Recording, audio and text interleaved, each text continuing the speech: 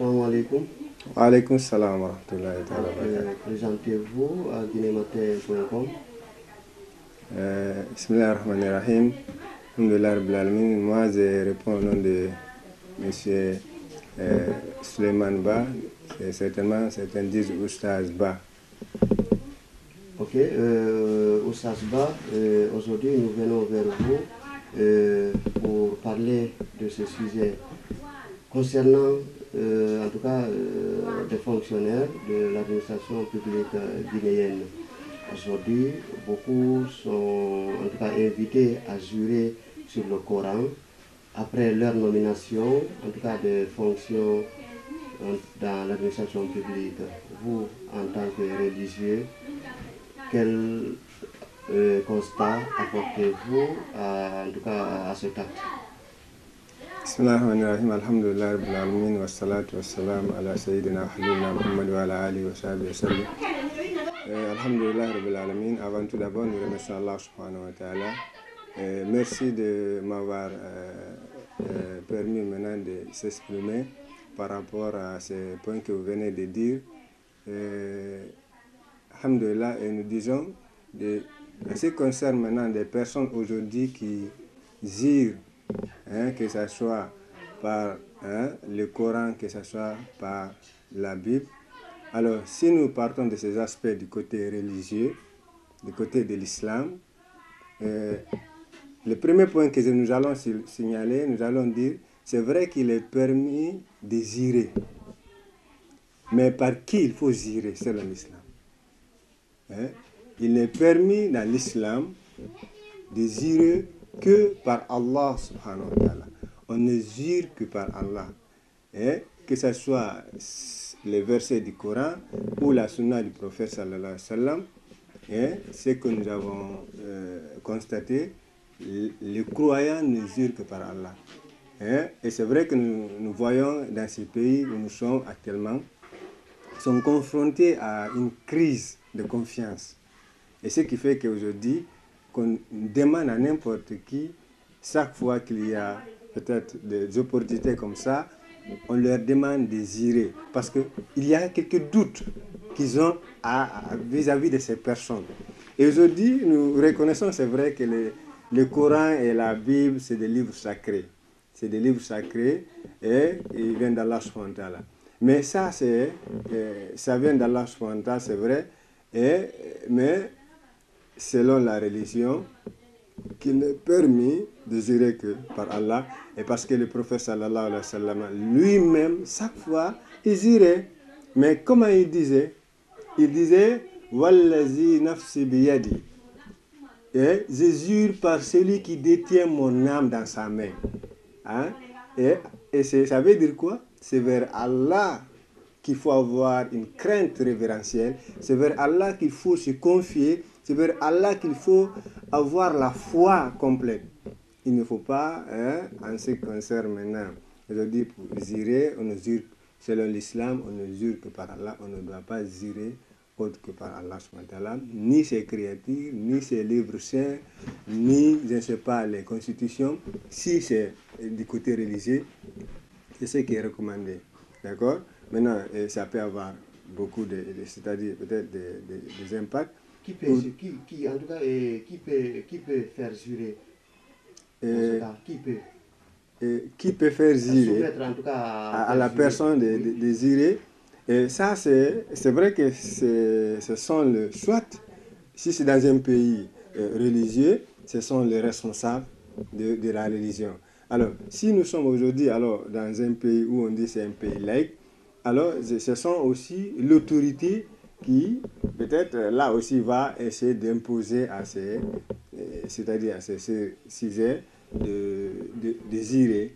D'accord? Ce sont les responsables qui demandent de zirer parce que peut-être ils n'ont pas confiance à la personne, disons, laquelle qui est devant eux. Ok, partant de cette crise de confiance, est-ce que cela a d'impact?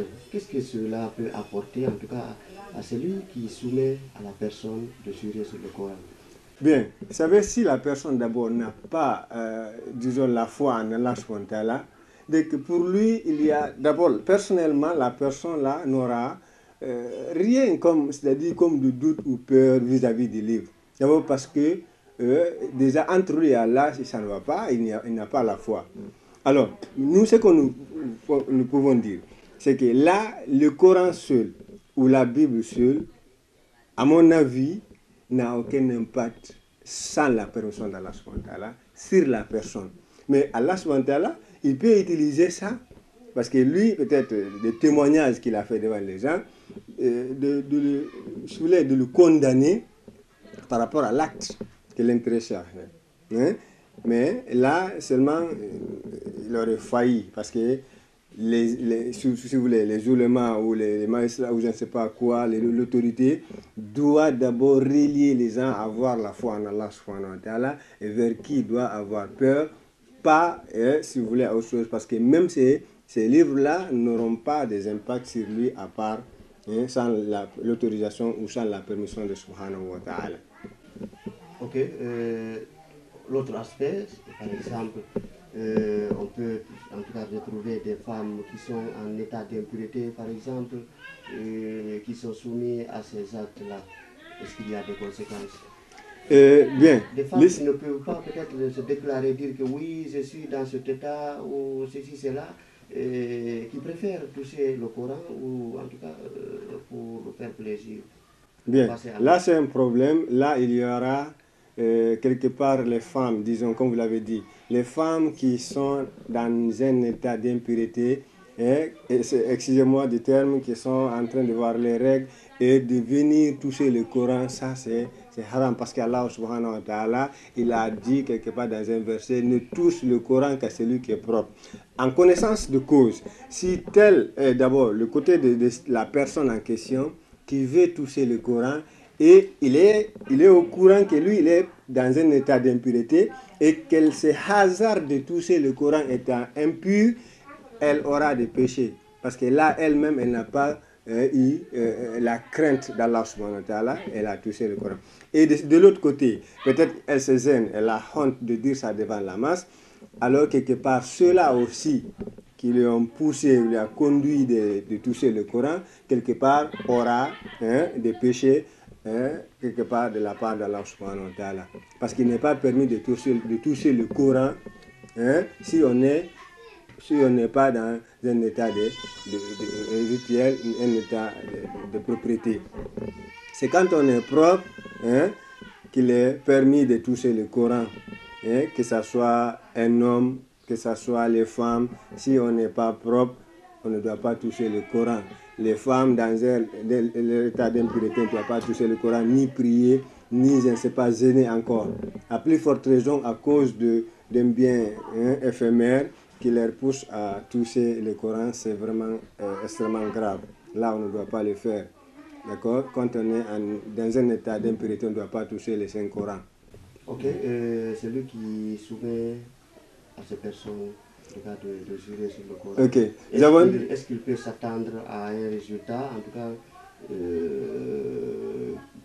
cas qu'ils estiment avoir de la personne? Peut-être il y a des aspects à ce niveau.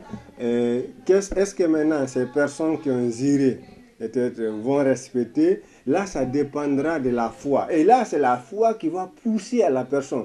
Même pas seulement le Coran, mais vous savez, si la personne déjà a la foi en Allah subhanahu wa ta'ala, il ne va pas tromper. Mais s'il n'a pas la foi, c'est dit non, il ne considère même pas cela, c'est quoi ça? Et puis, c'est-à-dire, il neutralise même ce qu'il a fait. Lorsqu'il est seul, il est isolé, il est capable de désobéir, même à tromper même le serment qu'il a fait, qu'il a prêté devant les gens. D'accord? Mais si déjà il a la foi en Allah, il sait que s'il trompe ces gens-là et il a un jugement devant Allah subhanahu wa ta'ala après la mort, peut-être là ça va lui pousser à éviter de faire le mal. D'accord? Ça c'est la foi. Mais de l'autre côté, s'il n'a pas la foi, il va le faire, il attend, c'est-à-dire pour lui, personne ne le voit. Et pour lui-même, après la mort, c'est rien. Donc, il ne se condamne pas parce que déjà, même, il n'a pas la foi. Il se dit c'est éphémère et puis personne ne connaît. Donc, c'est manque de foi qui fait ça. Il va d'abord, si c'est celui-là qui va éviter par après, c'est parce qu'il a peur d'Allah, ou il se dit un homme respectueux, c'est pour cela qu'il ne fait pas ça. D'accord? Au cas contraire, il n'a pas la foi, il va désobéir par après. Alors que maintenant, après, auprès d'Allah subhanahu wa ta'ala, il a un contrat à rendre. Hein? Il a ziré devant les gens. C'est vrai qu'il n'est pas permis quand même de zirer par le Coran ou quoi, on ne zire que par Allah. Mais s'il se hasarde à le faire, là, peut-être il va aussi lui-même en question prendre les risques ou les conséquences. Et la personne qui les a poussés encore à le faire, eux aussi, comme nous avons dit, si c'est une femme qui est en état d'impureté, déjà l'intéressé doit se déclarer, moi actuellement je ne peux pas, disons, toucher le Coran parce que je suis dans telle situation. Hein? Et peut-être il peut arriver même qu'on retrouve des gens qui ne peuvent même pas en tout cas prendre les ablutions et qui ne se déclarent pas, en tout cas devant la masse, et qui partent juste pour dire que oui, j'ai pris l'ablution et qui viennent pousser à ce livre. Très bien. Alors c'est par rapport à tous ces aspects maintenant, des personnes qui ne savent pas comment faire bien ces ablutions, touchent le Coran et c'est des conséquences. Je vous ai dit auparavant que le Coran, qu'on ne le touche, c'est-à-dire ne touche le Coran que celui qui est propre. Celui qui n'est pas propre, spirituellement, ne doit pas toucher le Coran. Celui qui n'est pas propre spirituellement ne doit pas toucher le Coran.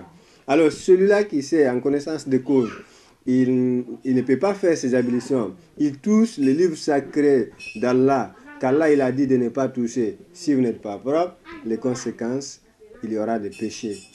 Hein? Il aura des péchés vis-à-vis d'Allah subhanahu wa ta'ala. Ceux-là qui savent qu'ils ne peuvent pas, ce qui fait que nous recommandons. Moi je recommande d'exclure désiré par le Coran ou par la Bible. Faites aux gens désireux que par Allah. Ou bien, il y a une solution que moi je vous propose, c'est de mettre des principes de règlement à celui qui faillit maintenant à ça, celui qui trompe. Il y a déjà de contrôle, la constitution où il y a des lois qui et même les règlements intérieurs si vous voulez, de l'enseignement, ou je ne sais pas dans quel domaine vous voulez que les gens zirent. C'est qu'il faut réglementer les principes que vous voulez qu'on respecte. Celui qui faillit, vous tapez. D'accord? Ça aussi, c'est un autre moyen, mais moi, je recommande qu'on inscrit le Coran pour ne pas aller au-delà, pour faillir des principes, c'est-à-dire pousser aux gens à faillir, à commettre des péchés toute longueur de journée, et s'il faut même ici les condamner entre eux et leur Seigneur Allah subhanahu wa ta'ala. Ok, selon vous, c'est quoi l'utilité du cas du livre saint d'Islam? Alhamdulillah Rabbil Alamin, le Coran, c'est un livre sacré qu'Allah subhanahu wa ta'ala a révélé sur notre prophète Muhammad sallallahu alayhi wa sallam depuis les 610. Et le Coran constitue des principes religieux ou de la charia islamique, où Allah subhanahu wa ta'ala, à travers quoi il veut parler ou informer, c'est-à-dire ces créatures que nous sommes, les fils d'Adam sur terre ou les djinns, comment nous devons vivre sur terre. Les livres maintenant, l'utilité a beaucoup d'importance. Le Coran a beaucoup d'importance. D'accord? La première des choses, Rasulullah sallam, il dit que celui qui lit une seule lettre du livre d'Allah subhanahu wa ta'ala, il aura une bonne action. Et qu'il dit que cette bonne action sera multipliée encore à 10 fois son salaire. Il dit, je ne vous dis pas qu'Alif, Lam ou Mim, ça seulement est une lettre. Mais Alif, ça c'est une lettre, Lam est une lettre, Mim est une autre lettre. Ça veut dire que chaque fois que tu lis le Coran, c'est-à-dire qu'il est en train de ramasser, d'augmenter, d'améliorer tes bonnes actions auprès d'Allah subhanahu wa ta'ala. Il n'y a pas de perte. Quelque part, Rasul sallallahu alayhi wa sallam, il a dit, khayrukum man ta'allama al-Quran wa 'allamahu. Le meilleur parmi vous, c'est celui-là qui a lu le Coran et il a enseigné. Et quelque part, Rasul sallallahu alayhi wa sallam, il dit, man qara harfan min kitabillahi falahu bihi hasanatun wal hasanatu bi asri amsalia. Wala aqulu lakum alif lam mim harf, walakin alifun harfun, lamun harfun, wa mimun harfun. Il dit que celui qui lit une seule lettre du livre d'Allah subhanahu wa ta'ala, il a une bonne action qu'Allah il va multiplier 10 fois son salaire. Il dit, je ne vous dis pas qu'alif, lam, mim est une lettre. Mais quand vous dites alif c'est une lettre, lam est une lettre, mim est une lettre. Et le Coran est une lumière. Le Coran est une lumière. Et que ça soit aussi, ça va te permettre de connaître Allah subhanahu wa ta'ala. À travers le Coran, tu vas connaître le Udratullah, le pouvoir d'Allah subhanahu wa ta'ala. Tu vas avoir la lumière dans ton cœur aussi. Et c'est une protection aussi pour toi le jour de la résurrection. Allah, le Rasulullah sallallahu alayhi wa sallam dit, Iqra'ul Qur'an, fa innahu yati yawm al-qiyamah safiyan li ashabi. Il dit, lisez le Coran. Lisez le Coran, car il viendra le jour de la résurrection pour intercéder en faveur de ceux-là qui le lisaient dans ses bas mondes et vrai selon son enseignement. Donc il est important de connaître le livre d'Allah subhanahu wa ta'ala. Et là, ça va te permettre de s'approcher d'Allah et de connaître ses interdits, connaître maintenant ce qu'il a ordonné et ce qu'il a interdit. Maintenant, même Allah subhanahu wa ta'ala, il nous a appelés à le connaître. Allah subhanahu wa ta'ala, Arifouni qabla an ta'buduni. Fa illam ta'rifuni fa kayfa ta'buduni. Il dit, connaissez-moi d'abord avant de m'adorer. Donc la recommandation d'Allah subhanahu wa ta'ala, c'est de le connaître avant de l'adorer. Alors, on dit maintenant, si tu ne le connais pas, comment vas-tu l'adorer? Alors, pour connaître maintenant Allah subhanahu wa ta'ala, il faut connaître l'essence de ce livre-là qui a été révélé sur notre prophète Muhammad sallallahu alayhi wa sallam. Ça a beaucoup de vertus. Le Coran, du début de sa révélation jusqu'à la fin du temps, quand tu le lis, c'est comme si c'est ta première fois aussi de le lire. Et il y a beaucoup aussi de vertus par rapport à ceux-là aussi qui ont mémorisé le Coran, des vertus, les récompenses que Allah aussi subhanahu wa ta'ala a réservées pour ces personnes après la mort. Merci Oussas. Merci beaucoup. Merci. Un vrai merci.